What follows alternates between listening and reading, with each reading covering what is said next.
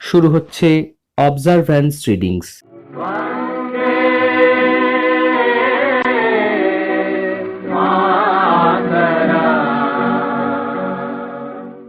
ভারতের ৭৫তম স্বাধীনতা দিবস উপলক্ষে বৈকল্পিক পত্রিকার বিশেষ নিবেদন, পণ্ডিত জওহরলাল নেহেরু রচিত দ্য ডিসকভারি অফ ইন্ডিয়ার বাংলা অনুবাদ ভারত সন্ধানে।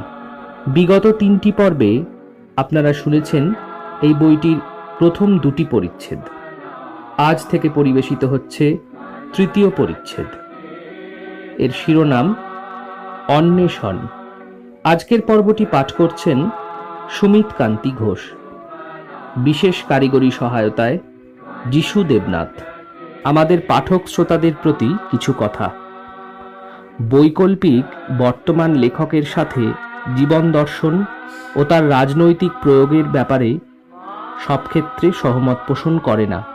তথাপি ঐতিহাসিক প্রেক্ষিতকে বুঝতে এবং স্বাধীন ভারতের ৭৫ বছরের পাওয়া না পাওয়ার হিসাব নিকাশ করতে নেহেরুর এই রচনাটি সাহায্য করবে বলে আমরা মনে করি।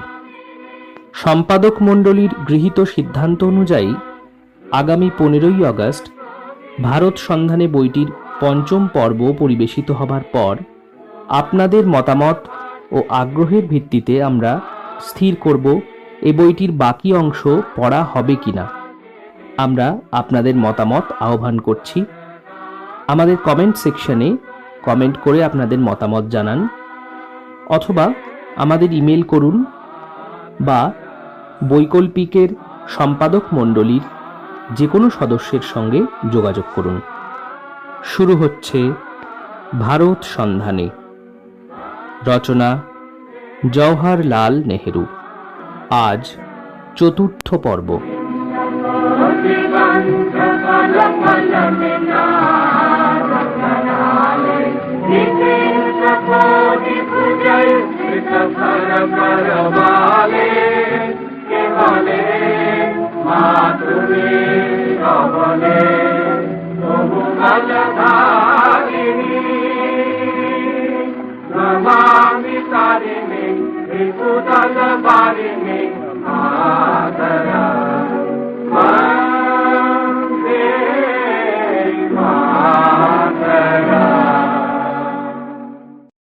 তৃতীয় পরিচ্ছেদ, অন্বেষণ।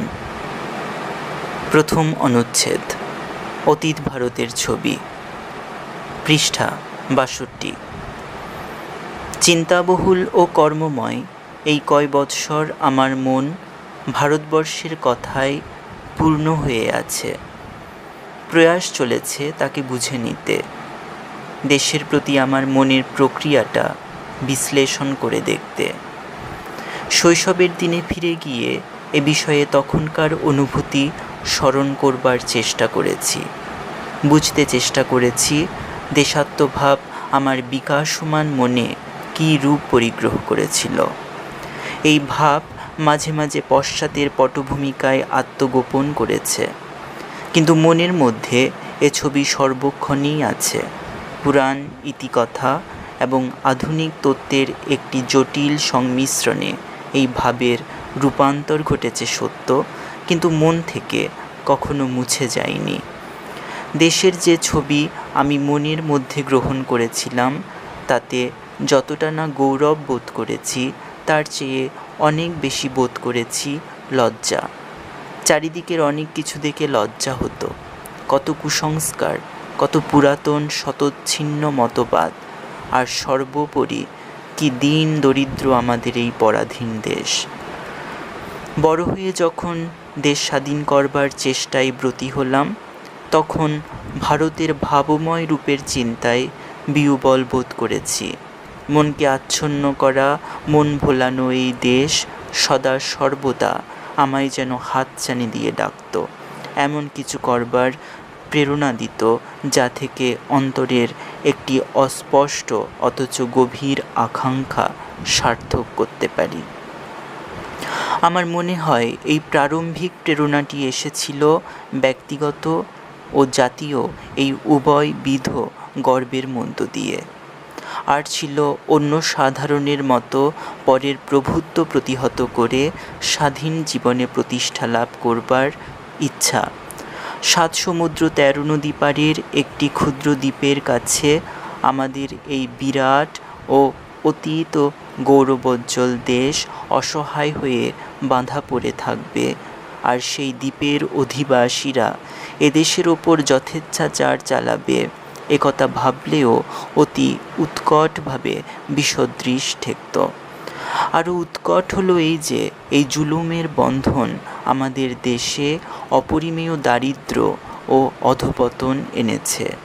দেশের কাজে নেমে পড়ার জন্য এটুকু কারণই যথেষ্ট। কিন্তু আমার মনে যেসব প্রশ্ন জাগত সেগুলোর পক্ষে এই কারণগুলো যথেষ্ট নয়। প্রশ্ন ছিল, এই প্রাকৃতিক ও ভৌগোলিক রূপের অতীতে ভারতে যে ভাব রূপ রয়েছে সেটা কি? আর অতীত গৌরব ও বৈশিষ্ট্যের পেছনে কি শক্তি কাজ করছে? সে শক্তি বা হারালো কী করে? হারিয়েই যদি থাকে তবে সবটুকুই কি হারিয়ে যেতে বসেছে? বহু সংখ্যক মানুষের বাসভূমি ছাড়া ভারতবর্ষের আর কোনো গুরুত্ব আছে কি? এমন কিছু আছে কি তার মধ্যে যাতে সে সাম্প্রতিক জগতে স্বকীয় স্থান করে নিতে পারে? সমস্যাটা তলিয়ে দেখতে গিয়ে বুঝলাম যে আজকের জগতে স্বাতন্ত্র্য রক্ষা করে চলা সম্ভব তো নয়, বাঞ্ছনীয়ও নয়। এই ধারণার সঙ্গে সঙ্গে সমস্যাটির বিস্তর আন্তর্জাতিক দিক আমার মনকে অভিভূত করে নিল। যে ভবিষ্যৎ রূপটি এই চিন্তার ফলে আমার মনে রূপ নিল তার কিছু নয়, পৃথিবীর অন্যান্য দেশের সঙ্গে রাজনীতি, অর্থনীতি ও সংস্কৃতির ক্ষেত্রে ভারতের অন্তরঙ্গ সাহায্যের রূপ। কিন্তু সে হলো ভবিষ্যতের কথা। আপাতত বর্তমানের সমস্যাটাই সবচেয়ে প্রণিধানযোগ্য। এই বর্তমানের পেছনে রয়েছে প্রাচীন অতীতের অতি জটিল সূত্র। এই সূত্র ধরেই ইতিহাস অতীত থেকে বর্তমানে ও বর্তমান থেকে ভবিষ্যতের দিকে এগিয়ে যায়। সুতরাং বুঝতে পারলাম যে দেশকে বুঝতে হলে দেশের অতীতকে বুঝতে হবে।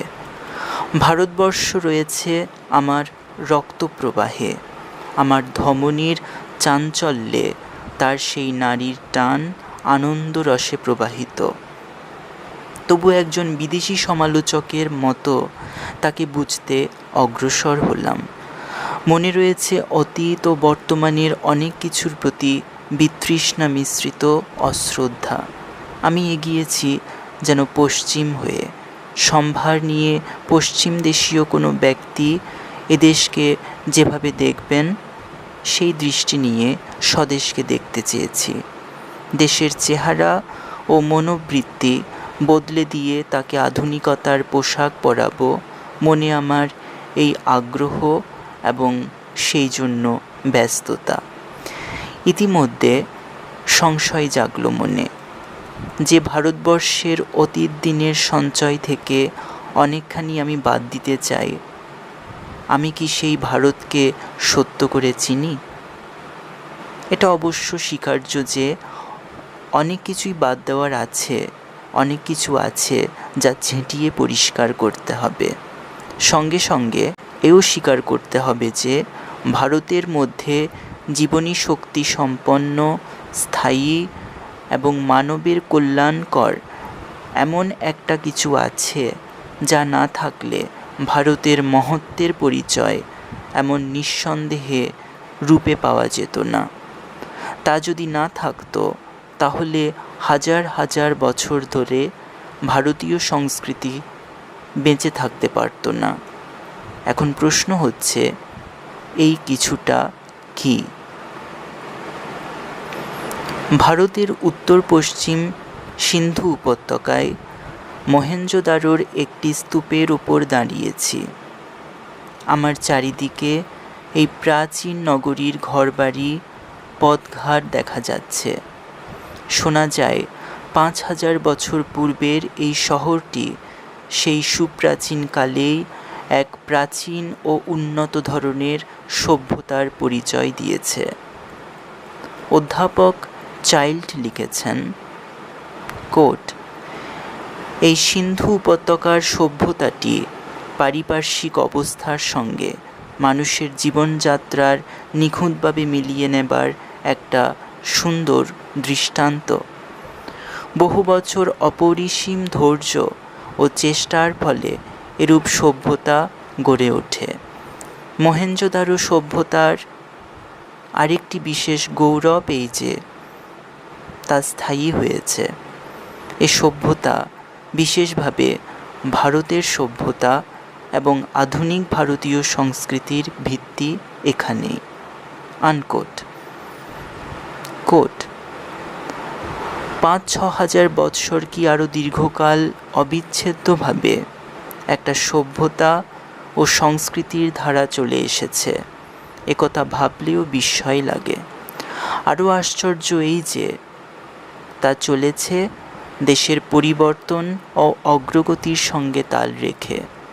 এই হাজার হাজার বছর ভারতবর্ষ এক জায়গায় স্থির হয়ে থাকেনি, ক্রমাগত নানা পরিবর্তনের মধ্য দিয়ে এগিয়ে গেছে।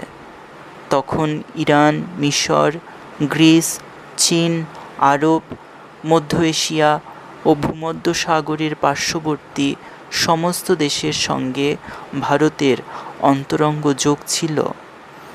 যদিচ ওই সব দেশের ওপর ভারতবর্ষ আপন প্রভাব বিস্তার করেছিল এবং নিজেও তাদের দ্বারা প্রভাবান্বিত হয়েছিল, তার সংস্কৃতির ভিত্তি সুদৃঢ় ছিল বলে ভারতবর্ষ তার স্বকীয়তা হারায়নি। এই শক্তির গোপন উৎসটি কোথায়, কোথা থেকে এলো? ভারতের ইতিহাস আমি পড়েছি, তার বিরাট প্রাচীন সাহিত্যের কিছুটা পড়তে পেরেছি।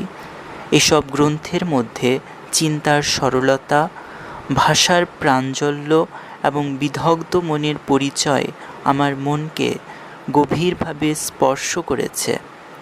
প্রাচীনকালে চীন, পশ্চিম এশিয়া ও মধ্য এশিয়া থেকে যে সকল অকুতোভয় পরিব্রাজক ভারতে এসেছিলেন এবং ভারতে তাদের ভ্রমণ বৃত্তান্ত রেখে গেছেন, তাদের পথ অনুসরণ করে তাদের সঙ্গীরূপে আমি এদেশে দেখেছি।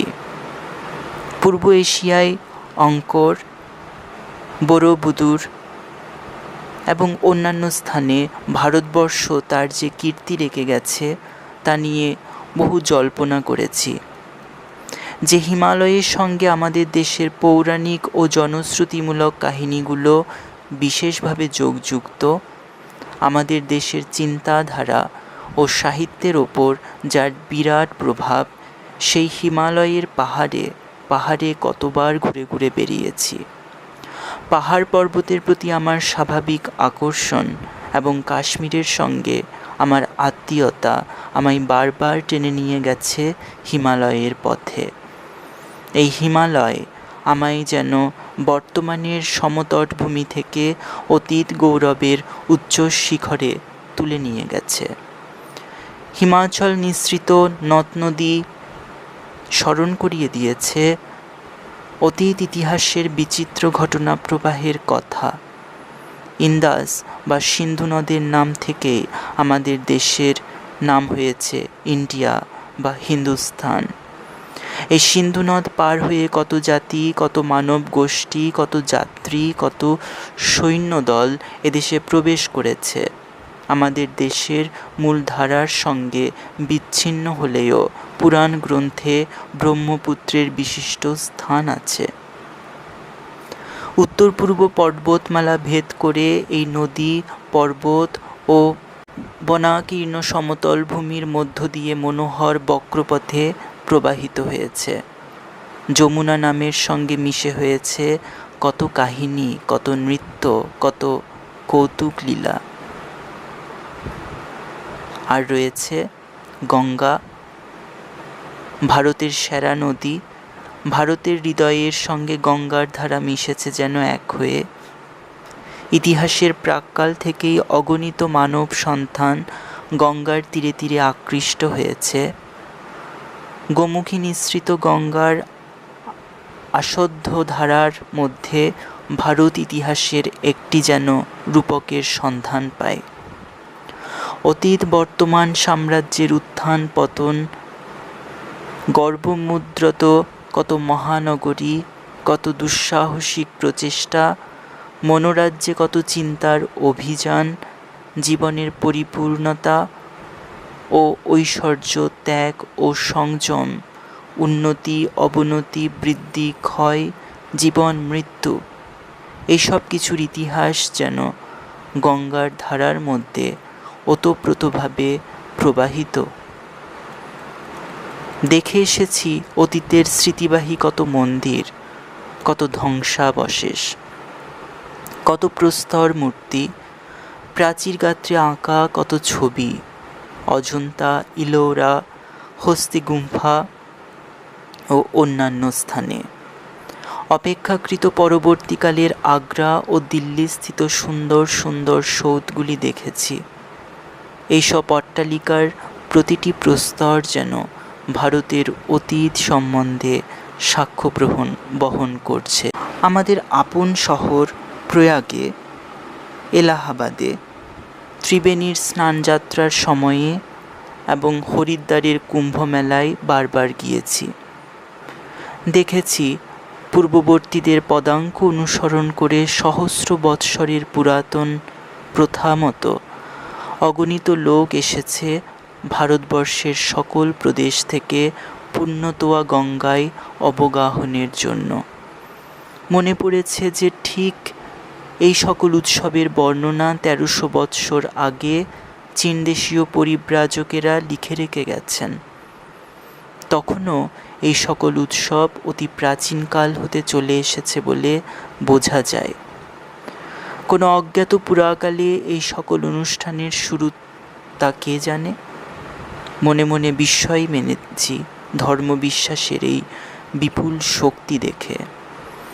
এই শক্তি পুরুষ পরম্পরায় আমাদের অগণিত দেশবাসীকে টেনে এনেছে এইসব স্বনামধন্য নদীর তীরে তীরে। অধ্যয়নের ফলে আমার মনে দেশাত্মবোধের একটি যেন পটভূমিকা রচিত হয়েছিল। অধ্যয়ন, ভ্রমণ, দর্শন ইত্যাদি থেকে ভারতের অতীত সম্বন্ধে আমি যেন খানিকটা অন্তর্দৃষ্টি লাভ করলাম। বুদ্ধির সাহায্যে নিছক মাত্র জ্ঞান লাভ করেছিলাম, এখন তার সঙ্গে যুক্ত হলো ভাবের সাহায্যে গুণগ্রহণের ক্ষমতা। এমনিভাবে ধীরে ধীরে ভারতের সত্য রূপটি আমার চোখের সামনে ফুটে উঠল। মনে হলো পিতৃপুরুষের এই দেশ যেন জীবন্ত লোকের দ্বারা অধ্যুষিত। তারা হাসে, কাঁদে, ভালোবাসে, দুঃখ পায়। এদেরই মধ্যে আবার কেউ কেউ ছিলেন যারা জীবনকে বুঝেছেন ও জেনেছেন, যারা তাদের জ্ঞান বলে এমন একটি দীপ্তি রচনা করে গেছেন যা শত সহস্র বছর ধরে ভারতবর্ষের নিজস্ব সংস্কৃতিকে বাঁচিয়ে রেখেছে।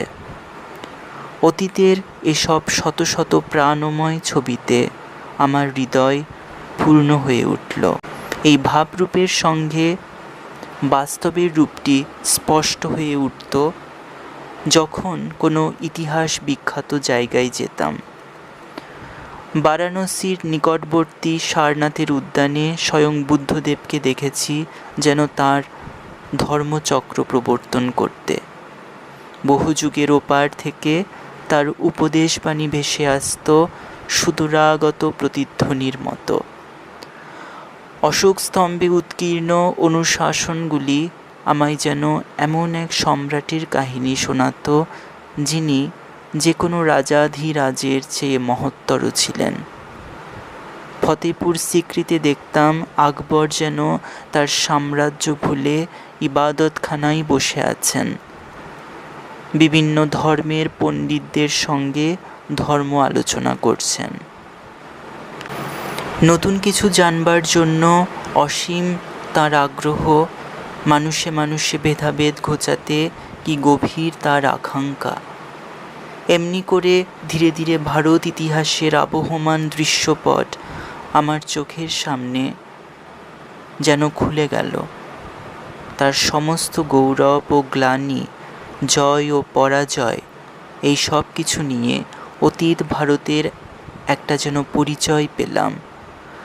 কত বহিঃশত্রুর আক্রমণ, কত বিপর্যয়ের মধ্য দিয়েও এই ৫,০০০ বৎসর ধরে একই সংস্কৃতির ধারা সমাজের ওপরের স্তরের মধ্যে কেবল যে আবদ্ধ ছিল তা নয়, সমস্ত জনসাধারণের জীবন এই একই সংস্কৃতিতেই চলে এসেছে।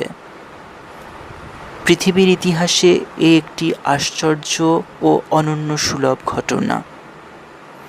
এই সংস্কৃতির দ্বারা প্রবাহিত হয়েছে আমাদের দেশ ছাড়া এক কেবল চীনের ইতিহাসে দেখতে পাই যে দেশের সাংস্কৃতিক জীবন অতীত থেকে বর্তমানে একই মূলধারায় জের টেনে চলেছে। দেখতে পাই প্রাচীনকালের এই ছবি কোনোভাবে ধীরে ধীরে মিলিয়ে গেছে যেন নিরানন্দ বর্তমানে। অতীতের বুনিয়াদি সভ্যতা ও গৌরব সত্ত্বেও ভারত পরিণত হয়েছে কৃতদাসের দেশে। আজ যখন পৃথিবীর বুকে বিশ্ববিধ্বংসী যুদ্ধের তাণ্ডব চলছে, তখন ভারত রয়েছে ব্রিটেনের অনুচর হয়ে। ৫,০০০ বৎসরের ইতিহাসের কথা ভাবতে গিয়ে আমি যেন নতুন পরিপ্রেক্ষায় ভারতকে দেখতে পাচ্ছি। এই দৃষ্টি দিয়ে দেখতে গেলে বর্তমানের বোঝা যেন হালকা হয়ে যায়।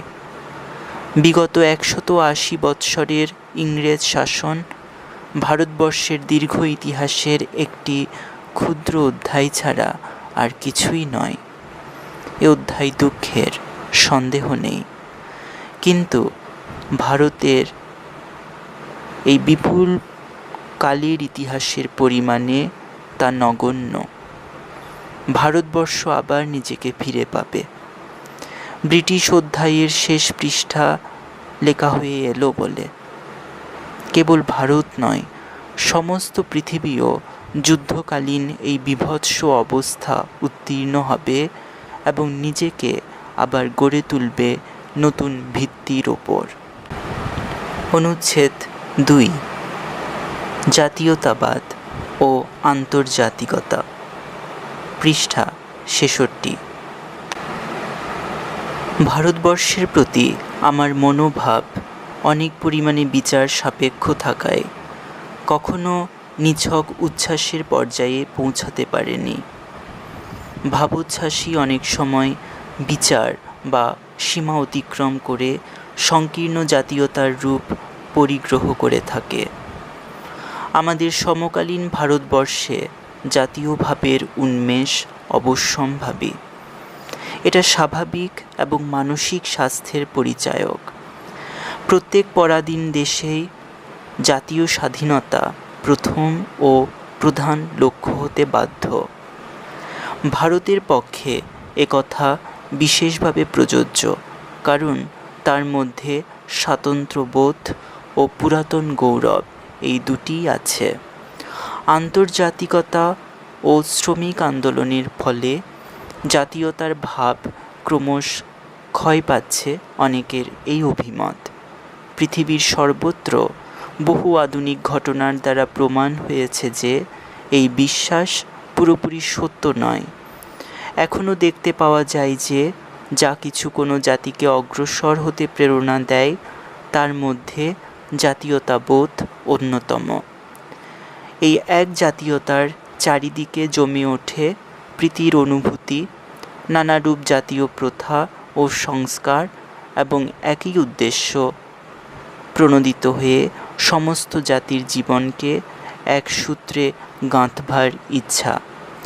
মধ্যবিত্ত শ্রেণীর বিদগ্ধ সম্প্রদায় যতই জাতীয় ভাব হতে দূরে সরে যাচ্ছে, ততই দেখা যাচ্ছে যে নিম্ন শ্রেণীর শ্রমিক সম্প্রদায় ক্রমশই যেন জাতীয়তার দিকে এগিয়ে চলেছে, অথচ শ্রমিক আন্দোলনের গোড়ার কথাই হলো বিশ্ব নৈতিকতা।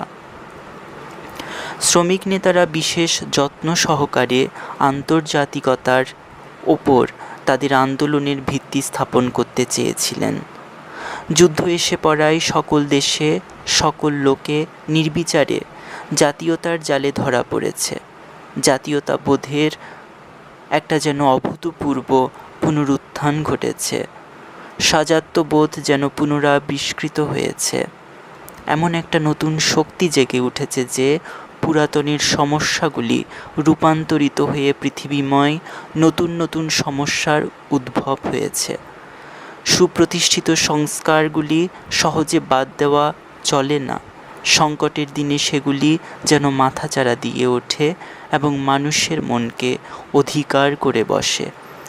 দেখতে পাই যে মানুষের মনে কর্মপ্রচেষ্টা ও স্বার্থত্যাগের ভাবকে উচ্চগ্রামে তুলে দেবার জন্য অনেক সময় এইসব প্রথা ও সংস্কারের সুযোগ নেওয়া হয়। সত্য কথা বলতে কি, সংস্কারকে অনেক পরিমাণে স্বীকার করে নেওয়াই উচিত। অবশ্য নতুন অবস্থা ও নতুন চিন্তাধারার সঙ্গে সামঞ্জস্য রক্ষার জন্য এগুলি প্রয়োজন মতো পরিবর্তিত এবং রূপান্তরিত করে নেওয়াও দরকার। সঙ্গে সঙ্গে দরকার নতুন সংস্কার গড়ে তোলা। জাতীয়তা বোধের মতো শক্তিশালী ভাব খুব কমই আছে। এই বোধ একেবারে মনের গভীরে গিয়ে ধরা দেয়। সুতরাং একে ভবিষ্য সূচনাহীন অতীতের জীর্ণ কুসংস্কার বলে উপেক্ষা করাটা ভুল। অন্য আদর্শও গড়ে উঠেছে, বিশেষভাবে বর্তমানকালের ঘটনাবলীর ওপর এদের প্রতিষ্ঠা। ইতিহাসের ধারায় এই আদর্শগুলো এমনভাবে এসেছে যে আজ আর তাদের অস্বীকার করবার জো নেই। দৃষ্টান্তস্বরূপ আন্তর্জাতিকতার আদর্শ ও শ্রমিক সংঘের ঐক্যবদ্ধতার আদর্শের কথা উল্লেখ করা যেতে পারে। আমরা যদি বিশ্বব্যাপী সাম্যের অবস্থা পেতে চাই, যদি জীবন থেকে দ্বন্দ্বের সংঘাত বাদ দিতে চাই, তবে এই সমস্ত বিভিন্ন আদর্শকে মিলিয়ে মিশিয়ে এক করে নিতে হবে। জাতীয়তার চিরন্তর আকর্ষণ স্বীকার করতেই হবে এবং তার জন্য যে ব্যবস্থার প্রয়োজন তাও করণীয়। কিন্তু তার যথা নির্দিষ্ট ক্ষেত্রে সে যাতে আয়ত্তীভূত থাকে সেটুকুও দেখা দরকার। জাতীয়তার প্রভাব পৃথিবীর সর্বত্র কাজ করছে। যেসব দেশ নূতন আদর্শ ও আন্তর্জাতিকতার প্রেরণা লাভ করেছে, সেখানেও দেখতে পাই জাতীয় ভাব গভীরভাবে উদ্দীপ্ত। সুতরাং ভারতের মনের ওপর জাতীয়তার ভাব প্রবলভাবে কাজ করবে, এতে আশ্চর্য হবার কিছুই নেই। কখনো কখনো আমাদের বলা হয় যে আমাদের স্বাজাত্যবোধ ভারতের অনুন্নত অবস্থার পরিচায়ক। এমনকি আমাদের স্বাধীনতার দাবিও নাকি ভারতীয় মনোবৃত্তির সংকীর্ণতার দিকে অঙ্গুলি নির্দেশ করে। যারা এই কথা বলে তারা হয়তো মনে করে যে সত্যকার আন্তর্জাতিকতা জয়যুক্ত হবে যদি আমরা ব্রিটিশ সাম্রাজ্যের তথা মিলিত জাতিসংঘের কমনওয়েলথ অফ নেশনস এর ছোট অংশীদার রূপে থেকে যেতে রাজি হই। তারা এই কথা বোঝে না যে এই বিশেষ ধরনের তথাকথিত আন্তর্জাতিকতা ক্ষুদ্র নৈতিক ব্রিটিশ জাতীয়তার ক্ষেত্র বিস্তারের নামান্তর মাত্র। ইঙ্গো ভারতীয় ইতিহাসের অশুভ ফল এরূপ সম্ভাবনা নির্মূল করে ফেলেছে। ইতিহাসের নজির যাই হোক না কেন, এমনিতেও বড়র পীড়িত আমাদের ধাতে সইত না। একথা মানতেই হবে যে গভীর জাতীয়তাবোধ সত্ত্বেও ভারত অন্যান্য দেশের তুলনায় অধিকতর আগ্রহে বিশ্বমৈত্রীর ভাবকে স্বীকার করে নিয়েছে। কর্মের ক্ষেত্রে সহযোগিতা তো করেইছে, আন্তর্জাতিকতা স্থাপনের জন্য তার স্বাধীন অবস্থা কিছু পরিমাণে ক্ষুব্ধ করতেও স্বীকৃত হয়েছে। তৃতীয় অনুচ্ছেদ। ভারতবর্ষের শক্তি ও দুর্বলতা, পৃষ্ঠা 68। ভারতবর্ষের শক্তির উৎস কোথায়? কেমন করেই বা তার অবনতি ও ক্ষয় ঘটল, তার কারণ নির্ধারণ করা সময় সাপেক্ষ, কারণ এই প্রসঙ্গটি খুবই জটিল। তবে ভারতের শক্তি ক্ষয়ের সাম্প্রতিক কারণগুলি অতি সহজেই প্রতীয়মান হয়। কারণটা আর কিছুই নয়, বিজ্ঞানসম্মত কার্যপদ্ধতিতে ভারতবর্ষ পিছিয়ে পড়েছিল, আর ইউরোপ অন্যান্য বহু বিষয়ে বহুকাল অনগ্রসর থাকলেও এইরূপ কার্যপদ্ধতির অনুশীলনে সকলের আগে আগে এগিয়ে গিয়েছিল। এই অগ্রগতির মূলে আছে বৈজ্ঞানিক মনোবৃত্তি এবং প্রাণের প্রাচুর্য। এই প্রাণময় স্ফূর্তি নানারূপ কর্মতৎপরতায় প্রকাশ পেয়েছিল। এরই ফলে তরুণ ইউরোপ একদিন নূতন নূতন দেশ আবিষ্কারের জন্য অকুতোভয় হয়ে মহাসমুদ্র পাড়ি দিয়েছিল। বিজ্ঞানসম্মত কার্যপ্রণালী পশ্চিম ইউরোপের দেশগুলিকে এমন শক্তিশালী করে যে তারা অতি সহজে প্রাচ্য দেশে তাদের ক্ষমতা বিস্তার করে সেসব দেশকে নিজেদের আয়ত্তাধীনে আনতে পেরেছিল। এ কেবল ভারতের অবনয়নের কথা নয়, সমস্ত এশিয়া খণ্ডেই এইরূপ ঘটেছিল। কেন যে এমন ঘটল তা নির্ণয় করা কঠিন, কেননা পুরাকালে ভারতের মানসিক তৎপরতা ও বিজ্ঞানসম্মত নৈপুণ্যের অভাব ছিল না। শতাব্দীর পর শতাব্দী ধীরে ধীরে ক্রম অবনতির পথে ভারত এগিয়ে গিয়েছিল। যখন জীবনে প্রয়াসের প্রেরণা হ্রাস পায়, তখন সৃজনী শক্তি লুপ্ত হয়ে যায় ও তার স্থান জুড়ে বসে অনুকরণের ব্যর্থ প্রবৃত্তি। যেখানে একদিন বিজয় গর্বে বিদ্রোহী মানুষ আপন মনন শক্তির বলেই বিশ্ব প্রকৃতির নিহিত সত্যকে উদ্ঘাটিত করবার প্রয়াস পেয়েছে, সেখানে উপস্থিত হয় বাক সর্বস্ব টিকাকার তার টিপ্পনী ও সুদীর্ঘ ব্যাখ্যা সম্ভার নিয়ে। শিল্প ও স্থাপত্যের মহৎ পরিকল্পনার জায়গায় দেখা দেয় সূক্ষ্ম অলঙ্করণের কারুচাতুর্য। তাতে নৈপুণ্য যদি বা থাকে, বৃহৎ কল্পনার পরিচয় থাকে না। শক্তিসম্পন্ন সারবান সরল ভাষার স্থানে দেখা যায় অলঙ্কার বহুল জটিল শব্দ প্রয়োগ। যে ভারত একদিন তার প্রাণের প্রাচুর্যে বহু দূর দেশে উপনিবেশ স্থাপন করেছিল, আপন সংস্কৃতি বিস্তারের বিরাট সংকল্প গ্রহণ করেছিল, সে সমস্ত কোথায় মিশে গেল? তার জায়গায় এলো এমন এক সংকীর্ণ মনোবৃত্তি, যার ফলে সমুদ্রে পাড়ি দেওয়া পর্যন্ত অশাস্ত্রীয় বলে নিষিদ্ধ হয়ে গেল।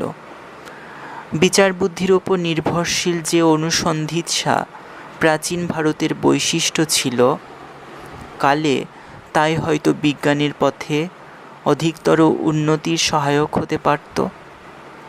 কোথায় গেল সেই বিচার বুদ্ধি? অন্ধ কুসংস্কার ও যুক্তিহীন পুরাতন প্রীতি দখল করল তার স্থান। ভারতের জীবনধারা পুরাতনের পঙ্কধীকৃত নদীর মতো ধীর মন্থর গতিতে বহু শতাব্দীর জঞ্জাল বহন করে এগিয়ে চলল। অতীতে একটা বিরাট বোঝার মতো ভারতের বুকের ওপর চেপে বসেছে, তার চেতনা যেন অভিভূত করে দিয়েছে। এরূপ যখন মোহগ্রস্ত ও অবসন্ন অবস্থা, তখন ভারত যে অচল অনড় হয়ে অন্যান্য প্রগতিশীল দেশের পিছনে পড়ে রইবে, এতে আর আশ্চর্য কি? তবু বলবো, আমার এই বিচার সম্পূর্ণ বা নির্ভুল বিচার নয়। যদি সত্যিই একটা দীর্ঘকালব্যাপী একান্ত অনড় অচল অবস্থা আসতো, তাহলে এর ফলে পুরাতনের সঙ্গে সকল যোগ হয়তো নিঃশেষে বিচ্ছিন্ন হতে পারত। অবসান হতো একটা যুগের, এবং তার ধ্বংসাবশেষের ওপর একটা নতুন কিছু গড়ে তোলাও যেত হয়তো। এরূপ বিচ্ছেদ কিন্তু ঘটেনি। যোগসূত্র স্পষ্টত অবিচ্ছিন্ন আছে। এছাড়া অনেকবার পুরাতনকে ফিরিয়ে আনার সবিশেষ আগ্রহ প্রকাশ পেয়েছে। অতীত গৌরবকে পুনঃপ্রতিষ্ঠা করবার জন্য প্রদীপ্ত উৎসাহের লক্ষণ দেখা গেছে। নূতনকে বুঝে নেবার চেষ্টা এবং সঙ্গে সঙ্গে প্রয়োজন মতো তার অদল বদল ঘটিয়ে প্রাচীনকালের যা ভালো তার সঙ্গে সামঞ্জস্য রক্ষার একটা প্রয়াস লক্ষিত হয়েছে। অনেক সময় পুরাতনের বাহ্য রূপটুকুই একটা প্রতীকের মতো অপরিবর্তিত থেকে গেছে, আর তারই অন্তরালে নতুন ভাবের প্রকাশ হয়েছে। বোধ হয় তাদের অজান্তেই ভারতবাসী এমন একটা প্রেরণা পেয়েছে, যার ফলে অতীতের সঙ্গে বর্তমানের যোগ অব্যাহত থেকে গেছে। এই প্রচেষ্টাকে আমরা প্রাচীনের সঙ্গে নবীনের সমন্বয় সাধনের আন্তরিক আকাঙ্ক্ষা বলতে পারি। এই আকাঙ্ক্ষাই তাকে আগে চলার পথে এগিয়ে দিয়েছে এবং পুরাতনের অনেক সংরক্ষণ করেও নতুনকে গ্রহণ করবার শক্তি দিয়েছে। কখনো প্রাণময় উৎসাহে, কখনো আতঙ্কিত নিদ্রাহীনতায়, শয়নে ও জাগরণে যুগ যুগ ধরে ভারত যেন এই একটা সমন্বয়ের স্বপ্ন দেখেছে।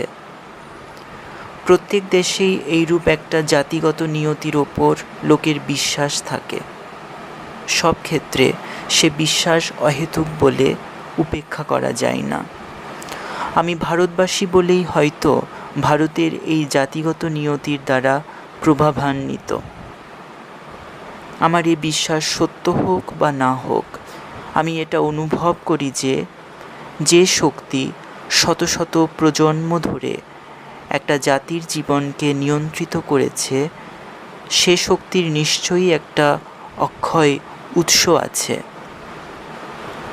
এই আন্তঃশক্তি যুগে যুগে ভারতকে নতুন উৎসাহ দান করেছে। সত্যই কি এরূপ কোনো শক্তির গভীর উৎস ছিল যদি, তবে তা কি কখনো শুকিয়ে যায়নি? অন্তরের গোপন স্তর থেকে নিত্য নতুন শক্তি উৎসারিত হয়ে সেই উৎস কি পূর্ণ রেখেছিল? আজ এর কি অবস্থা? এখনও কি আমরা উৎস নিঃসৃত শক্তির রসে অভিসঞ্চিত হয়ে পুনরায় নতুন বল লাভ করতে পারি? আমরা একটি প্রাচীন জাতি।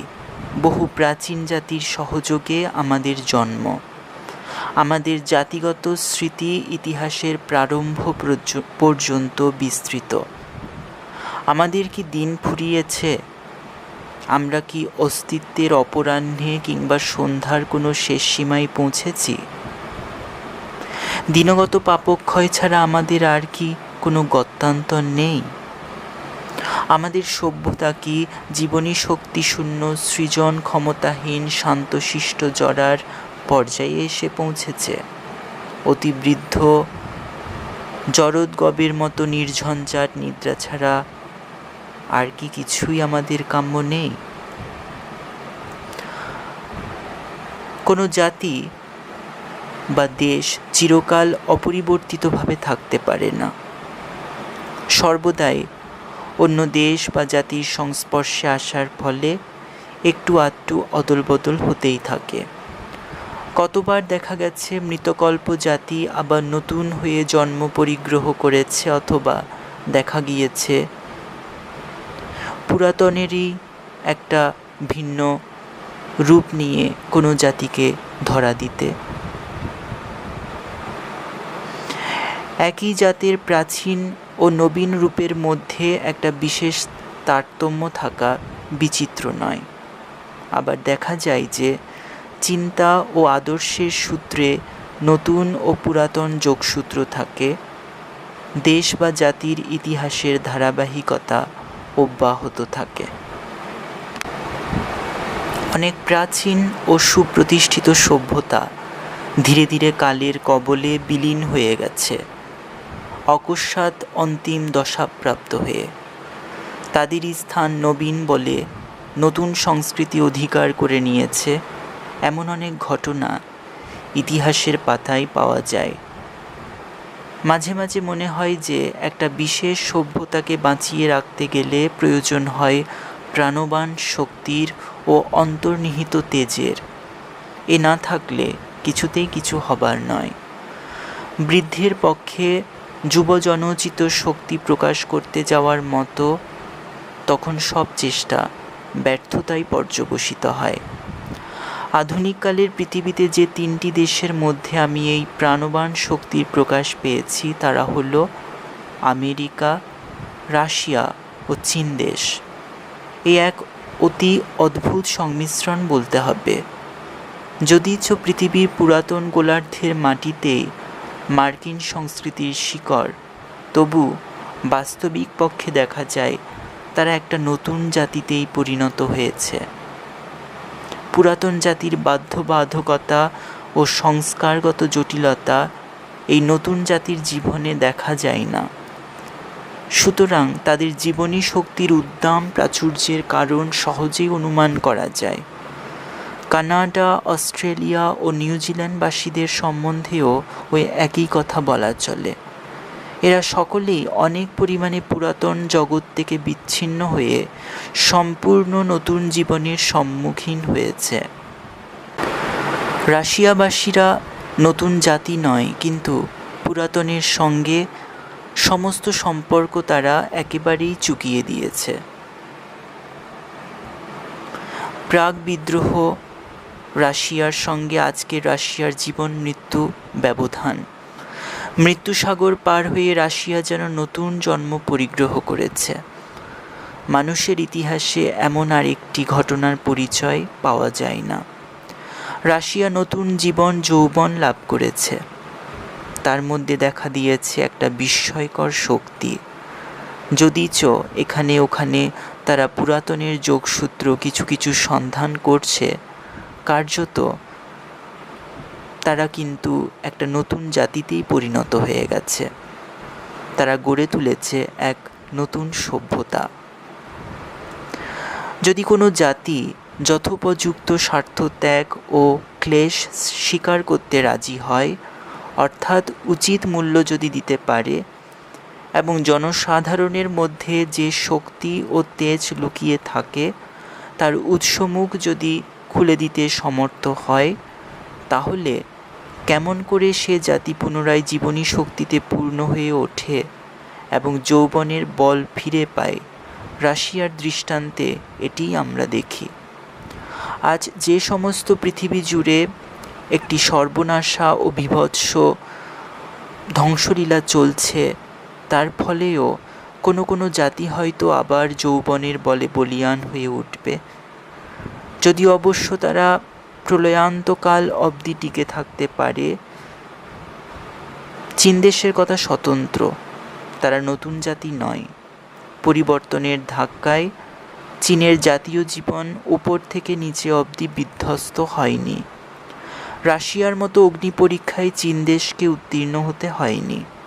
7 বছর একাদিক্রমে তাদের যে জীবন, যে ভীষণ যুদ্ধ চালাতে হয়েছে, তাতে তারা বদলে যেতে বাধ্য।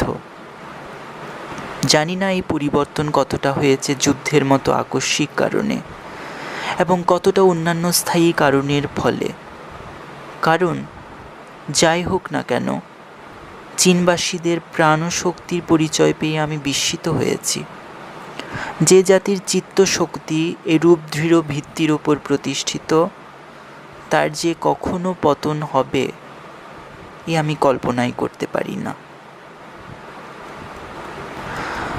চীন দেশে এই যে শক্তির পরিচয় পেয়ে এসেছি, সে একই শক্তি কখনো কখনো ভারতবাসীদের মধ্যেও প্রকাশ পেয়েছে, তবে সকল সময়ে নয়। পেয়ে থাকলেও সে বিষয়ে নিরপেক্ষভাবে আমার মতো ভারতবাসী স্পষ্টত বলতে পারে না। হয়তো আমার মনের বাসনা অনেক সময় কল্পিত সত্যকে সত্য বলে মেনে নিয়েছে। আমার স্বদেশবাসীদের মধ্যে এই শক্তির পরিচয় পাবার জন্য উৎসুক হয়ে ঘুরে বেরিয়েছি। এ যদি তাদের থাকে তবে দেশের মঙ্গল হবেই, আমাদের চেষ্টা সার্থক হবেই।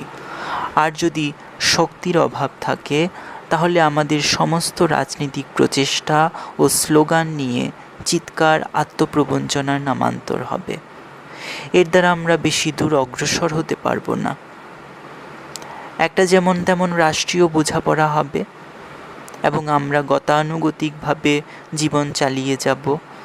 হয়তো এদিকে ওদিকে কিছু সুবিধা পাবো, এরূপ অবস্থা আমার কাম্য ছিল না। আমি অনুভব করেছি আমার দেশবাসীর মধ্যে বিপুল শক্তি ও কর্মক্ষমতা বাইরের চাপে প্রচ্ছন্ন হয়ে আছে।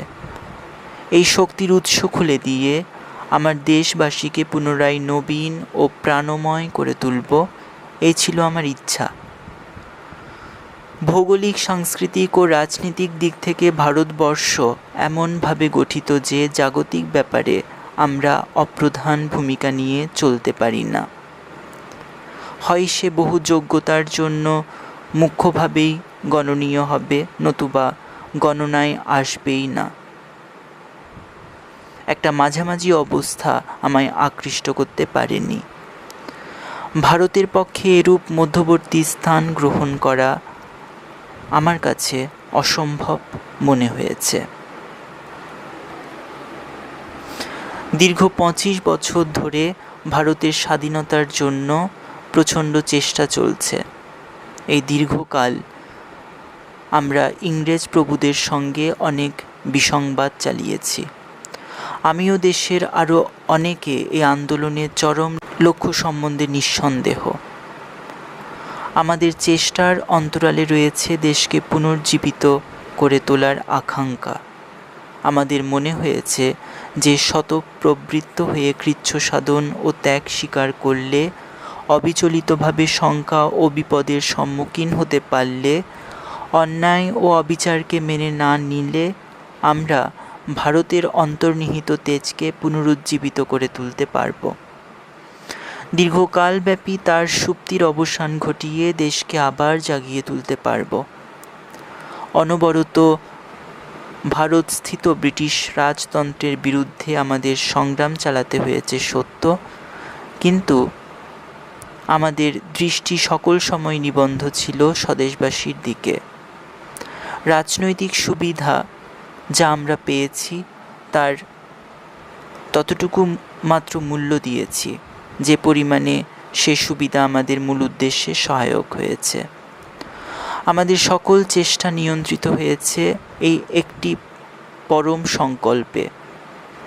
এই কারণে কূটনীতি বিশারদের মতো আমরা নিছক রাজনীতির সংকীর্ণ ক্ষেত্রে নিজেদের আবদ্ধ রাখিনি। আমরা যে কোনো প্রকার আপোষ নিষ্পত্তি স্বীকার করিনি, ন্যায্য প্রাপ্য থেকে এতটুকুও নড়বড় হতে দিইনি।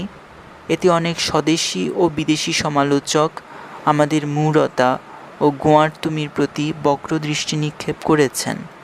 আমরা সত্যই মূঢ়ের মতো কাজ করেছি কিনা আগামীকালের ঐতিহাসিক সে কথা বিচার করবেন।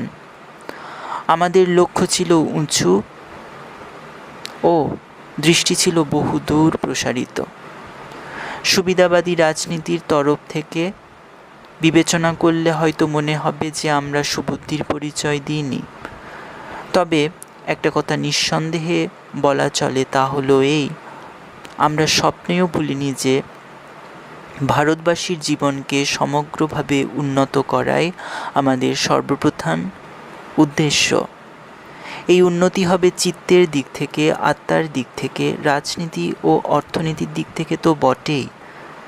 দেশবাসীর আর্থিক শক্তিকে ভিতর থেকে গড়ে তুলতে চেয়েছিলাম আমরা, কারণ আমরা জানতাম যে এই বুনিয়াদ গড়লে আর সব উন্নতি অবশ্যম্ভাবী হয়ে আসবে। পরানুগত্য স্বীকার করার লজ্জা, দাম্ভিক বিদেশি শক্তির কাছে ভীরুতার সঙ্গে আত্মবিক্রয়, এই যে একটি অবস্থা কয়েক প্রজন্ম ধরে ভারতের ইতিহাস কলঙ্কিত করেছে, সেই কলঙ্ক আমাদের মুছে ফেলতে চেষ্টা করতে হয়েছে। চতুর্থ অনুচ্ছেদ, ভারতবর্ষের খোঁজ, পৃষ্ঠা ৭৩। ইতিহাস গ্রন্থটি পড়ে প্রাচীন ভারতের শিল্পকুশলতার নিদর্শনাদি দেখে এবং সংস্কৃতির ক্ষেত্রে ভারতের কীর্তিকলাপের কথা জেনে আমি দেশকে যতটুকু বুঝতে পেরেছি তাতে আমার মনের তৃপ্তি হয়নি। আমি যে প্রশ্নের উত্তরটি খুঁজছিলাম এ থেকে আমি তার উত্তর পাইনি, আর তা পাবার কথাও নয়। কারণ আমি তো কেবল অতীতকে খুঁজিনি, আমি জানতে চেয়েছি যে অতীত ও বর্তমানের মধ্যে সত্যকার কোনো একটা যোগসূত্র আছে কি না। আমার কাছে এবং আমার সমধর্মী আরও অনেকের কাছে বর্তমান যুগটাকে বিসদৃশ বিষয়ের একটা সংমিশ্রণ বলে বোধ হয়েছে। তার মধ্যে রয়েছে মধ্যযুগের নানাবিধ কুসংস্কার, নিদারুণ দুঃখ ও দারিদ্র্য, এবং তারই উপরে মধ্যবিত্ত শ্রেণীর আধুনিকত্বের নিতান্ত বাহ্যিক প্রলেপ। আমি যে শ্রেণীতে জন্মেছি তার প্রতি আমার কোনো শ্রদ্ধা বা অনুরাগ ছিল না, কিন্তু বারবার বিশ্বাস করে এসেছি যে এই মধ্যবিত্ত শ্রেণীতেই মুক্তি সংগ্রামের অগ্রদূত, ভারতের ভবিষ্যৎ ত্রাণকর্তা জন্ম নেবেন। নানা দিক থেকে বাধাক্রান্ত এই শ্রেণী তার চারিদিককার পিঞ্জর ভেঙে বেরিয়ে আসতে চেয়েছে, নিজেকে বড় করে গড়ে তুলতে চেয়েছে। ইংরেজ শাসনতন্ত্রের সংকীর্ণ কাঠামোর মধ্যে এই উদ্দেশ্য সাধিত করতে না পারায় মধ্যবিত্ত শ্রেণীর মনে জমে উঠেছে একটা বিদ্রোহ ও বিরুদ্ধতার ভাব। কিন্তু যে বিধি ব্যবস্থা আমাদের পোষণ করেছে তার বিরুদ্ধে এই বিদ্রোহের ভাবটি প্রযুক্ত হয়নি। মধ্যবিত্ত ব্যবস্থাটিকে রক্ষা করে ইংরেজদের সরিয়ে দিয়ে নিজেরাই নিয়ন্ত্রণের ভার নিতে চেয়েছে। এই শাসন ব্যবস্থারই সৃষ্টি হলো মধ্যবিত্ত শ্রেণী, সুতরাং তারা এই ব্যবস্থার বিরুদ্ধাচরণ করে একে সম্পূর্ণ নির্মূল করবে এটা আশা করা যেত না। নতুন একটা গতিবেগ এসে আমাদের নিয়ে গেল গ্রামবাসী জনসাধারণের মধ্যে। এই প্রথম দেশের তরুণ ও শিক্ষিত সম্প্রদায়ের সম্মুখে ভারত একটা নতুন রূপ নিয়ে দেখা দিল।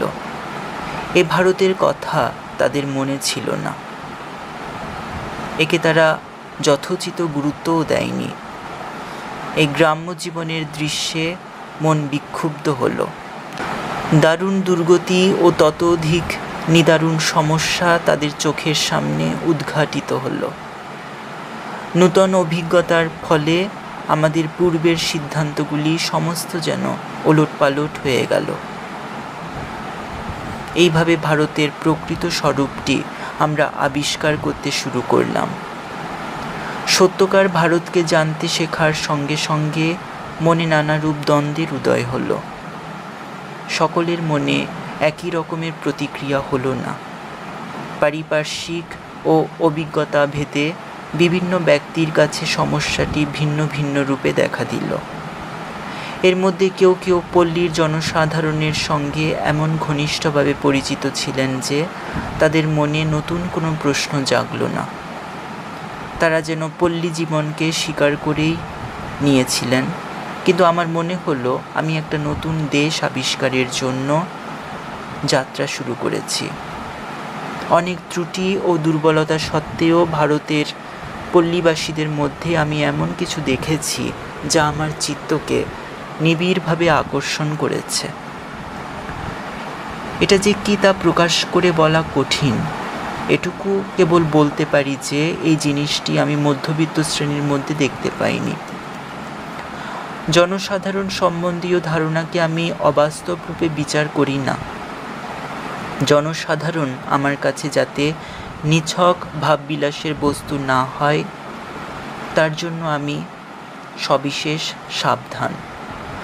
বহু বিচিত্র এই ভারতের জনগণ আমার কাছে খুব বড় একটা সত্য।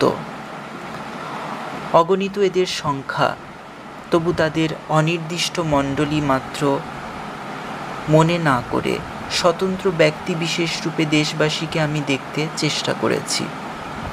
তাদের কাছ থেকে বেশি কিছু প্রত্যাশা করিনি বলেই হয়তো আমি আশাহত হইনি, বরঞ্চ আশাতিরিক্ত অনেক কিছুই পেয়েছি। এদের মধ্যে একটি যে প্রতিষ্ঠা ও অন্তর্নিহিত শক্তির আভাস দেখতে পাওয়া যায়, তার কারণভূত হয় এই যে এই দেহাত দেশের লোকেরা আজ অবধি ঈষৎ পরিমাণে ভারতের প্রাচীন সংস্কৃতির ধারাটিকে নিজেদের মধ্যে রক্ষা করেছে। গত 2 শতাব্দীব্যাপী প্রচণ্ড আঘাতের ফলে অনেক কিছু লয় পেয়েছে বটে, কিন্তু অনেকে আবর্জনা ও অকল্যাণের মধ্যেও কিছুটা ভালো অবশিষ্ট থেকে গেছে। এই শতাব্দীর দ্বিতীয় দশকের অধিকাংশ সময় আমার কাজ আমার নিজের প্রদেশের মধ্যেই সীমাবদ্ধ ছিল। এই সময়ে আমি আগ্রা ও অযোধ্যা যুক্ত প্রদেশের 48টি জেলার বহু শহর ও পল্লীগ্রামের ভেতর দিয়ে বিস্তৃতভাবে ও বিশেষ আগ্রহের সঙ্গে ভ্রমণ করেছি। এই প্রদেশকে এতদিন হিন্দুস্তানের মর্মস্থল বলা হয়েছে। প্রাচীন ও মধ্যযুগের সংস্কৃতির কেন্দ্র ছিল এখানেই। বহু জাতি, বহু সংস্কৃতির সংহতি ঘটেছে এই প্রদেশে। এখানেই 1857 অব্দের বিদ্রোহ প্রজ্বলিত হয়ে উঠেছিল এবং সর্বপ্রথম নির্দয়ভাবে সেই বিদ্রোহকে প্রশমিত করা হয়েছিল এই প্রদেশে। উত্তর ও পশ্চিম খণ্ডের অধিবাসী শক্ত সমর্থ জারদের সঙ্গে পরিচয় ঘটল। এরা যেন একেবারে দেশের মাটির আপন সন্তান। চেহারায় এদের বীর্যবত্তা ও আত্মকর্তৃত্বের ভাব যেন পরিস্ফুট। জারদের সাংসারিক অবস্থাও অপেক্ষাকৃত ভালো। রাজপুত চাষি ও ছোটোখাটো ভূস্বামীদের সঙ্গেও দেখা হলো। কেউ কেউ মুসলমান ধর্ম গ্রহণ করেছে বটে, কিন্তু সকলেই এখনও জাত গোষ্ঠী ও বংশমর্যাদার গর্ব রাখে। অনেক কৌশলী ও নিপুণ কারিগর এবং কুটির শিল্পীর সাক্ষাৎ পেলাম। এদের মধ্যে হিন্দু মুসলমান উভয় সম্প্রদায়েরই লোক আছে। অযোধ্যায় ও পূর্বভাগের জেলাগুলিতে বহু সংখ্যক দরিদ্র চাষি ও প্রজাসাধারণের দেখা পেলাম। তারা পুরুষানুক্রমে অভাব ও নির্যাতনে এমন নিষ্পেষিত হয়েছে যে এখন বুক বেঁধে আশাই করতে পারে না দেশের অবস্থার পরিবর্তন ঘটবে, আবার সুদিন ফিরে আসবে। তবু যেন এরা নিরাশ হয় না, বুকের মধ্যে বিশ্বাসটুকু জিইয়ে রাখতে চায়। এরপর তৃতীয় দশকে কারাজীবনের বাইরে যেটুকু সময় পেয়েছি তারই ফাঁকে ফাঁকে এবং বিশেষভাবে 1936-37-এর নির্বাচন অভিযানের সময় সমগ্র ভারতময় আরও বিস্তৃতভাবে ঘুরে বেরিয়েছি এবং সমানে শহর নগর পল্লীগ্রাম দেখেছি। দুঃখের বিষয়, বাংলাদেশের পল্লী অঞ্চলে সামান্যই গিয়েছি। নেহাত বাংলা বাদ দিলে আমি অন্যান্য সকল প্রদেশেই ভ্রমণ করেছি এবং পল্লীর অন্তঃস্থলে প্রবেশ করেছি। এই সময়টা আমার কেটেছে রাজনৈতিক ও অর্থনৈতিক সমস্যার বিষয়ে বক্তৃতা দিয়ে। শুধু আমার বক্তৃতার বিষয় নিয়ে বিচার করলে মনে হবে যে তখন আমার মন নিছক রাজনীতি ও সভ্য নির্বাচন ব্যাপারেই নিমগ্ন ছিল। কিন্তু এই সময়টিতে আমার মনের গভীরে এমন একটা ভাব বাসা বেঁধেছিল যার সঙ্গে নির্বাচন দ্বন্দ্ব কিংবা প্রাত্যহিক উত্তেজনার কোনো সম্পর্কই ছিল না। একটি নতুন উদ্দীপনা আমায় যেন পেয়ে বসল। মনে হলো আমি যেন আবার চলেছি আবিষ্কারের যাত্রায়। মহাদেশ ভারতবর্ষ ও তার বিচিত্র অধিবাসীরা যেন ছড়িয়ে আছে আমার দৃষ্টির সম্মুখে। অফুরন্ত দেশের সৌন্দর্য, বিচিত্র এর রূপ। আমার চিত্ত উঠল অভিভূত হয়ে। যত দেখলাম ততই যেন বুঝতে পারলাম যে এ দেখার শেষ নেই। ভারতের অন্তরে যে সকল ভাব নিহিত আছে, আমার কি আর কারো পক্ষে তা বোধায়ত্ত করা অসম্ভব। বিস্তৃতি নয়, বৈচিত্র্য নয়, যা আমার কাছে অনধিগম্য থেকে গেল তা হলো এই দেশের আত্মা। আমি এই আত্মার গভীরতার থই পেলাম না। মাঝে মাঝে এই অন্তররূপের আভাস পেয়েছি, প্রলুব্ধ হয়েছি, কিন্তু সবটুকু বুঝে উঠতে পারিনি। ভারতবর্ষ যেন একটা সুপ্রাচীন পাণ্ডুলিপি। এর পাতায় পাতায় একটা লেখার উপর যেন আরেকটা লেখা, একটা সাধনার ওপর যেন অপর একটি সাধনা উৎকীর্ণ হয়ে আছে। বহু চিন্তা, বহু কল্পনা স্তরে স্তরে অঙ্কিত হয়ে আছে এই পাণ্ডুলিপির পাতায়। পরের লেখা পূর্বের লেখাটিকে সম্পূর্ণ আবৃত করেনি, অবলুপ্ত করেনি। এই বিভিন্ন যুগের বিচিত্র সাধনার অস্তিত্ব আমাদের কাছে পরিজ্ঞাত না হলেও আমাদের অচেতন ও অবচেতন সত্তার মধ্যে এরা বর্তমান আছে। এই নানা বিচিত্র ভাবের সংমিশ্রণেই ভারতবর্ষের রহস্যময় জটিল স্বরূপটি গড়ে উঠেছে। দেশের সর্বত্র যেন দেশাত্মার এই রূপটুকু দেখা যায়। মুখে যেন তার আমাদের বোধের অগম্য প্রহেলিকাময় হাসি ফুটে রয়েছে। মনে হয় সে হাসি বিদ্রূপের হাসি। যদিচ বাহ্যত আমাদের দেশবাসীর মধ্যে বহু বৈচিত্র্য, অসংখ্য ভিন্নতা, তবু সর্বত্র সেই প্রবল একত্বের লক্ষণ পরিস্ফুট। এই ঐক্যই রাজনৈতিক দুর্গতির মধ্যেও আমাদের যুগ যুগ ধরে একত্র মিলিত রেখেছে। ভারতবর্ষের এই অবিভক্ত রূপ আমার কাছে এবার আর যুক্তিযুক্ত ধারণা মাত্র রইল না, একটা আবেগময় অভিজ্ঞতায় দাঁড়ালো। আনন্দে আমি যেন আপনাকে হারিয়ে ফেললাম। এই অপরিহরণীয় একত্বে এমনই শক্তি যে রাজনৈতিক বিভাজন কিংবা অন্যবিধ যে কোনো দুর্বিপাক ও দুর্ঘটনা এই ঐক্যভাবকে কোনো দিন অতিক্রম করতে পারেনি। ভারতবর্ষ হোক বা অন্য কোনো দেশই হোক, তাতে মানবত্ব আরোপ করা অসঙ্গত। আমি এরূপ করিনি। ভারতে বহু ভিন্নতা ও বহু বিভাগ, তার অনেক শ্রেণী, জাতি, ধর্ম, গোষ্ঠী, বিভিন্ন তাদের সাংস্কৃতিক স্তর, এইসব বিষয়ে আমার মন সম্পূর্ণ সজাগ ছিল। এইসব বিভেদ বৈশিষ্ট্য সত্ত্বেও দীর্ঘকালের সংস্কৃতি থেকে দেশ জীবনের একটা সাধারণ পটভূমিকা আমাদের জনসাধারণের মধ্যে একটা সাধারণ লক্ষ্য গড়ে ওঠে। তখন তার নিজস্ব একটা অনুপ্রেরণা জাগে, যার ছাপ গিয়ে পড়ে দেশের সকল সন্তানের ওপর, নানা ভিন্নতা সত্ত্বেও। চীন দেশেও এটা বিশেষভাবে লক্ষণীয়। তা আমরা পুরাতনপন্থী ম্যান্ডারিনকেই দেখি, কিংবা দেশের অতীতের সঙ্গে সকল সম্পর্ক চুকিয়ে দিয়েছে এমন একজন কমিউনিস্টকেই দেখি। ভারতের এই অনুপ্রেরণার উৎসটি কোথায়? আমি তারই সন্ধানে ছিলাম। এটা অহেতুক কৌশলবশত শুধু নয়, যদিচ কৌতূহল আমার যথেষ্টই ছিল। আমার এই সন্ধানের পেছনে ছিল দেশকে ও দেশবাসীকে জেনে নেবার ইচ্ছা, তাদের চিন্তা ও কর্মকে বুঝে নেবার আগ্রহ। রাজনীতি ও সভ্য নির্বাচনের ব্যাপারে আমরা উত্তেজনার সৃষ্টি করি, কিন্তু সে তো দিনগত পাপক্ষয়।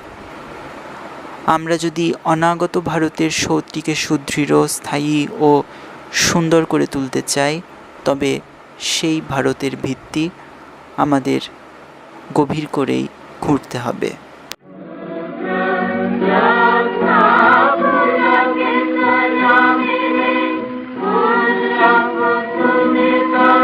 Rumah